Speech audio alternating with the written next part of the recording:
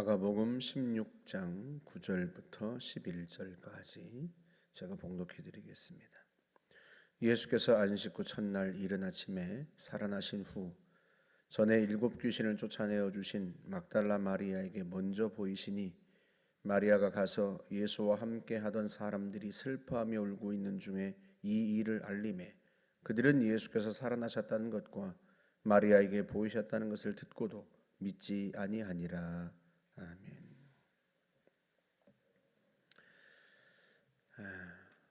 예수님께서 부활하신 후에 제일 먼저 만나 주신 사람은 막달라 마리아라는 여인입니다. 어떤 사람들이 예수님이 부활하셨다는 이 사실은 거짓이다, 또는 예수님의 제자들이 지어낸 이야기다, 그렇게 말들을 합니다.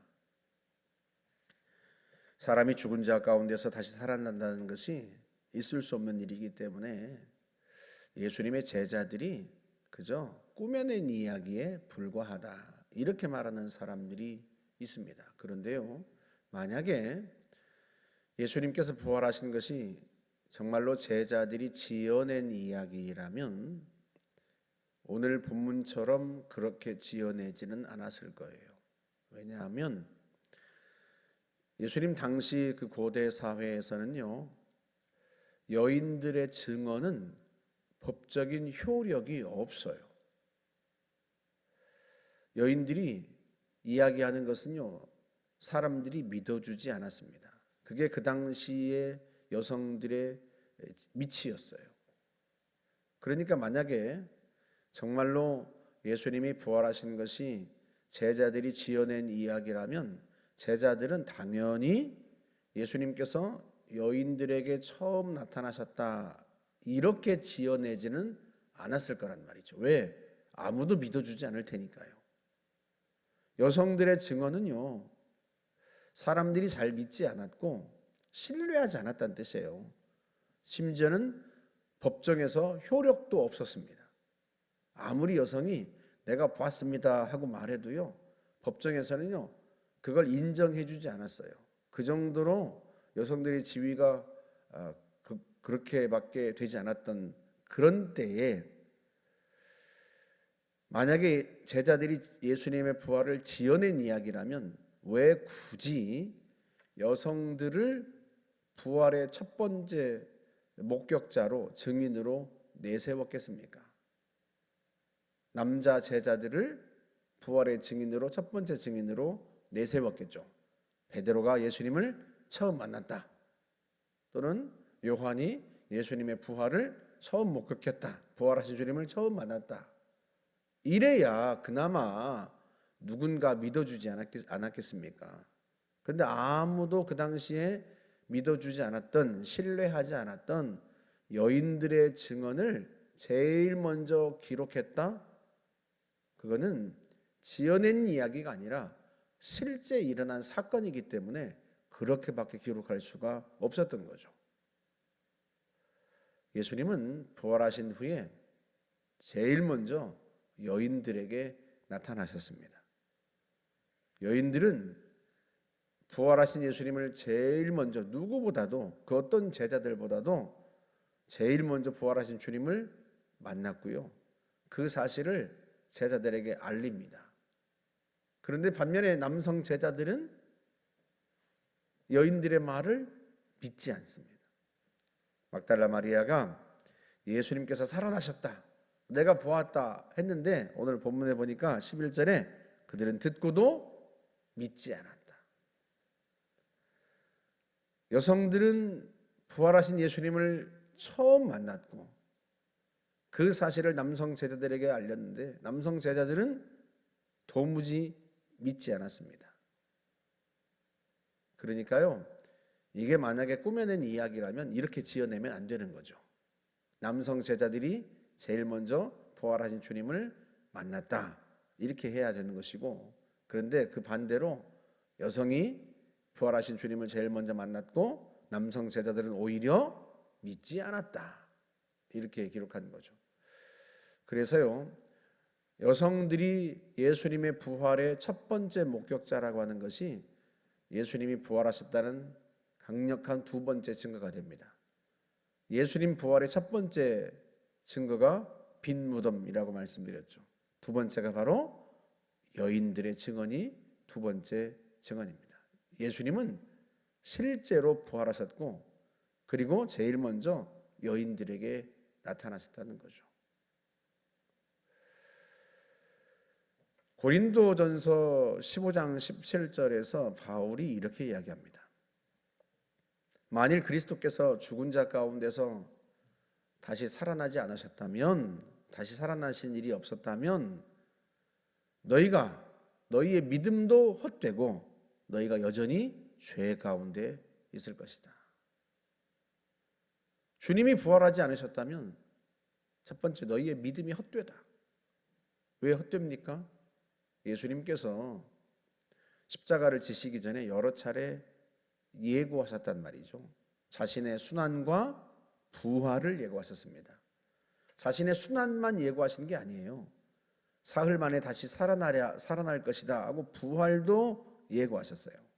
근데 만약에 정말로 예수님이 부활하지 않으셨다면 예수님께서 하신 말씀이 거짓이 되는 거죠. 다시 말하면 예수님은 하나님의 아들도 아니고 메시아도 아닌 거죠.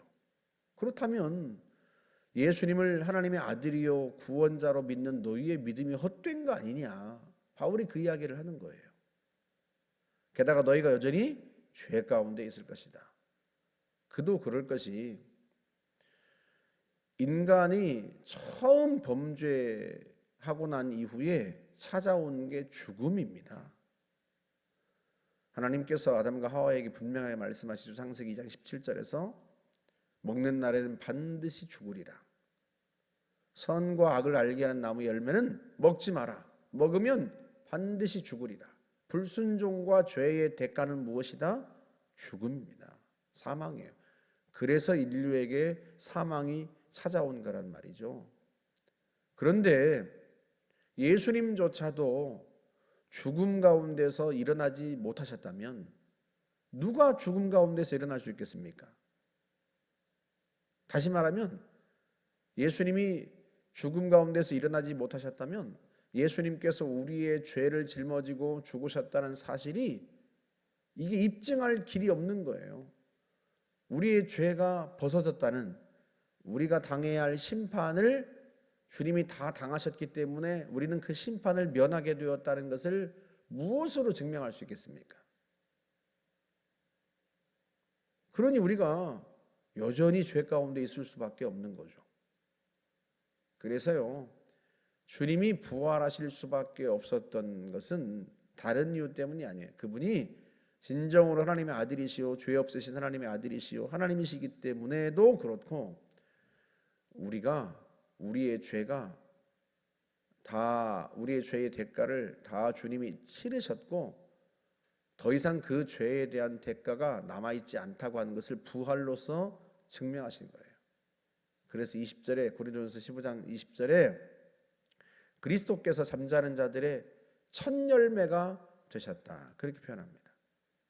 주님이 잠자는 자들의, 그러니까 죽은 자들의 첫 열매, 죽은 자들이 부활할 것이라고 하는 사실을 처음으로 보여주신 첫 열매다, 그런 뜻이에요.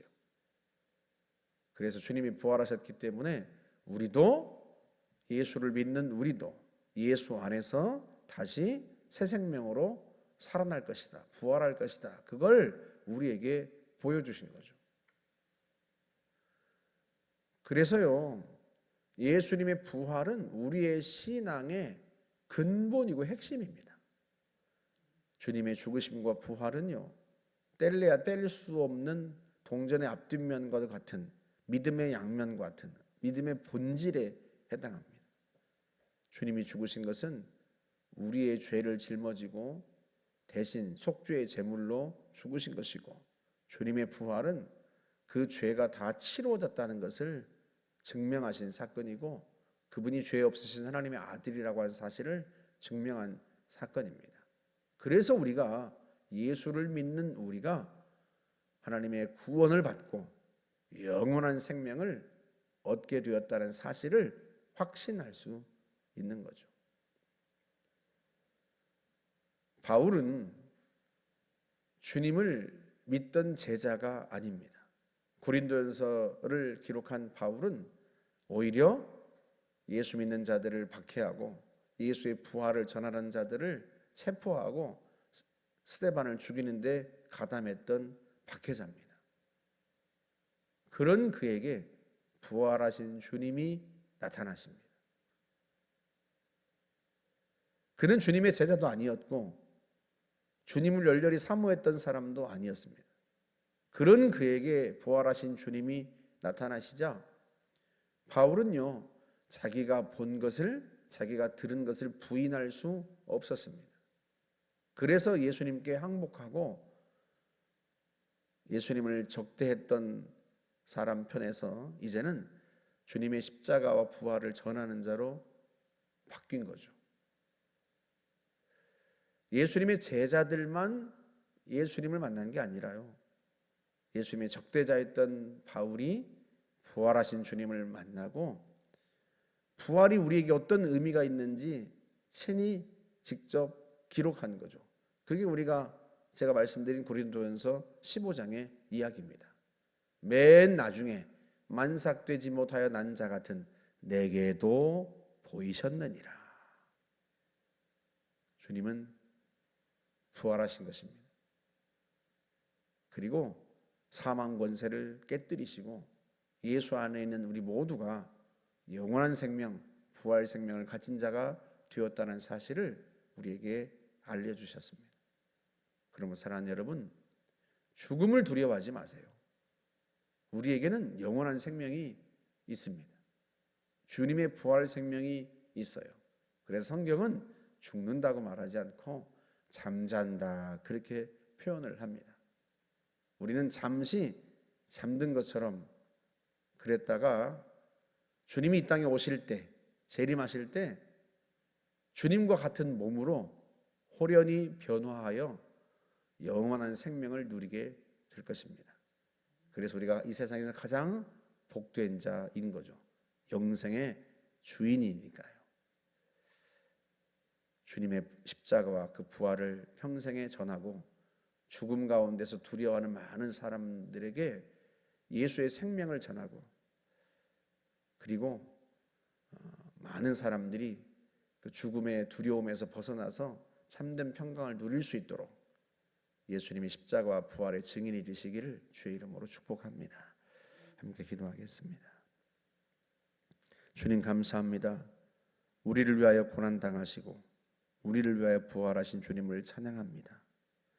전능하신 하나님 아버지, 평생에 우리가 예수님의 십자가 부활의 증인이 되어 많은 죽음 가운데서 죽음의 두려움 때문에 죄의 종노릇하고 사망의 종노릇하는 많은 이들이 예수 안에서 부활의 생명을 가지고 참 평강과 자유를 누릴 수 있도록 그렇게 복음의 증인된 삶을 살아가도록 우리를 붙들어 주옵소서.